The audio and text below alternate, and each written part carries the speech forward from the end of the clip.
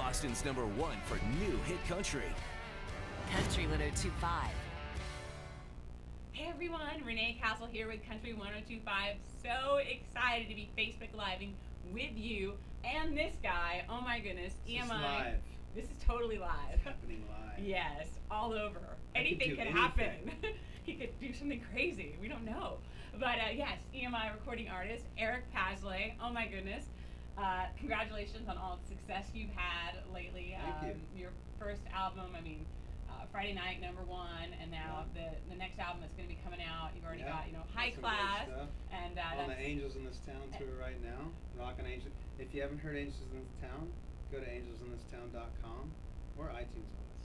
But yes, it's pretty cool. We got to go to the Children's Hospital today, and we do these things called angel visits. So almost every town we've gone to for about 3 months now, we do angel visits just to let people know it's cool to thank people that do good in your town. So from hospitals to Habitat for Humanity to Boys and Girls Clubs, I'm trying to think all fire departments, police departments, a live hospice, and we just think that they're angels in this town and every town, and just get to thank them for doing cool stuff and creating miracles in people's lives.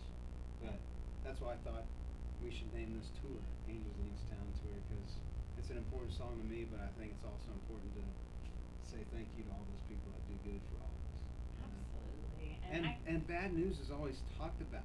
There's so much more good going on, except everyone wants to watch Jerry Springer. God, step it up, America. There you go, man. I love that. I actually did check out angelsinThisTown.com. Paslay 20. I'm kidding. I'm totally kidding. And it's awesome. I'll just write songs. I'm good. I saw someone that actually was talking about a nurse in Boston that was helping them, and it was amazing. Yeah. Really positive stories. And That's really cool. what inspired you to do that? Obviously you got the song. Was there a moment where you I thought I was going to be a doctor up until I was about 18. I have juvenile diabetes, so I was familiar with hospitals and nurses and doctors, and it just I just feel like there's so much, like, you watch the news and it's all bad news because we'll watch it, So I'm like, so I decided to put good news out so people won't watch it. No, I'm kidding. But just to just think of fans, and that's what country music fans are about. We're typically about the good side of the coin and not the one little dark thing. And it's just it was just on my heart to do these things and go thank people, and regardless if people knew we were even going or not, it was just kind of cool to show up. We went to a Boys and Girls Club in a town. It's like 500, 600 kids, and we were leaving, and the guy was like, "Man, thank you so much for coming. Like, we haven't had a celebrity come here in like 40 years." And I'm like, shame on celebrities. What the heck? Like, out of all the sports people and musicians and all that. So it's kind of cool getting to go in places that people usually don't go, and just say, hey, thanks. It's like, I'd rather come out here and hang with y'all than sit on the bus all day, so. That's so awesome. Yeah. Wow. Well, it's really cool that you're doing so much good, and I know that recently you actually teamed up with a juvenile with diabetes. the juvenile diabetes. We just got to hang out with some of them here. It's called Dexcom, and it's called a CGM, a continuous glucose monitoring system. And I have it on. Phone, right? You can see it. I've got it right here. It's just barely underneath my skin. You change it out like every week, and on my app. So basically, usually like a diabetic, you'll see them do a finger prick and then they put it on a test strip, right? And then it gives them a number and they go, okay, I need to eat, or I'm fine, or I need insulin. Yeah. On here, I literally swipe my phone down. I'm at 175. There you go. I literally just, hey, let me hold on. Let me test my blood sugar level. Yeah, I'm at 175. Every 5 minutes, it'll tell me a blood sugar level. That's like the whole blood test thing is like literally prehistoric compared to this. Anyway. No. And I drag my feet too. I drag my feet. It's been out for years, and I was just like, try it later. And then it's like I've had this for 5-6 months, and I'm like, what the heck was I doing? That's that easy. Anyway, I still just do that every day. I'm just like, look, I tested my blood.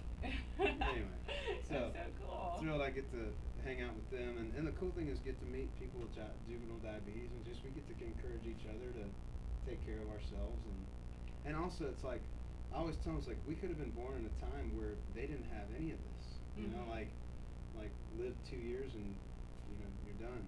But I'm grateful I was born in a time God somehow allowed me to live in a time that I could live this long. Yeah, no, I heard that you found out when you were about 10, Yeah, I was and then 10. that you actually had said at one point that having the juvenile diabetes actually kind of steered you into music I as think a career. so.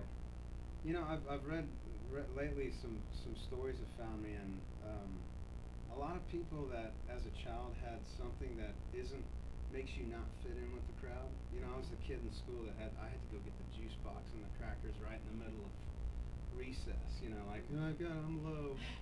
I can't play soccer anymore. You know, and it was a bummer then, but now I look back and it was in a way that burden kind of gave me the courage to be a musician, because it's not a normal job. You know, go get a real job. And it's like, I'd rather have a job I love than have a real job. You know, and I think a lot of people are misled by making money for 30 years in something you hate to like retire and you can't even enjoy it anymore.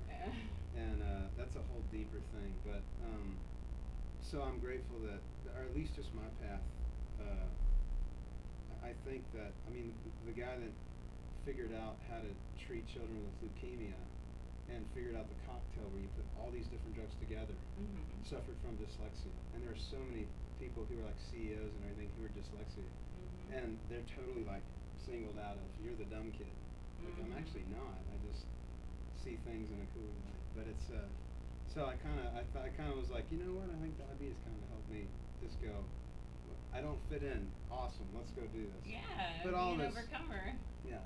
That sounds like I'm bragging about I'm not. What a bragger. I sound like another guy. But no. But it was it's just trying to see it in the right light. I've never been angry about having diabetes. It's just kind of been a part of my life, and it's good. Oh, good. I'm glad to hear that. Now, Yeah. parts of your life, obviously, have been touring. You do a lot of that, and Yeah. you've done it with a lot of different acts. And Yeah. I recently saw a photo of you in a wig dressed as Cam. Oh. So I'm going to ask you. Cam is smarter than all of us. Basically, no, right? No, she's a sweetheart. Do you want to know how that happened? Yes, I would love to. So Brad Paisley tour plays pranks on us, right? He pied me on my birthday, right? So Cam came to me, and I realized she pranked me and Brad, because I was like, I got a great idea. You dress up like me, Yeah. and then go out and sing Whiskey Lullaby with Eric, or with Brad. And sure enough, I dressed up like a woman and went out and sang Whiskey Lullaby. Anyway, it's on YouTube. Go see it. It's ridiculous. Yeah. I love it. Yeah, At it's least fun. you were game. Oh, I'm always game. Entertainment. All right. So then, what else would someone not expect to know about you? Something that a listener would be surprised to know? Anything? A quirk, a silly habit, something that. I don't know. I mean, I just enjoy creating stuff. I think gradually people are seeing that. Like, I built a gift for Brad. I built like a front end of a '59 Corvette out of wood for him. And it sounds really ridiculous. It took a long time. I just built Toby Keith the tailgate with the Interstates Tailgates tour and all that. I just like creating stuff. You know, it's kind of my building songs, building lights, and but most people don't realize I'm tall. I'm only Are you serious? I'm only 5'16". Come on. But, they don't realize he's tall. Here I am in like they're like, 5-inch heels. I didn't think you're that tall. Are you gonna sing that I'm Gonna Miss Her song? I'm like, no. It's Brad's song. Come on. I was like, if I'd have known Paslay would have been so hard to pronounce, I'd have just gone by my middle name or something. Oh. Which is Yosefet. No, I'm kidding. Even easier. No, it's not. It's Thomas. But anyway, now everybody can look for my social security number. Oh gosh. Well, thank you so much, Eric, for taking the time, and we're so excited to see you tonight at House of Blues. We're with about to Country rock it. 102.5. Woohoo! Thank you. Thank you. Bye bye.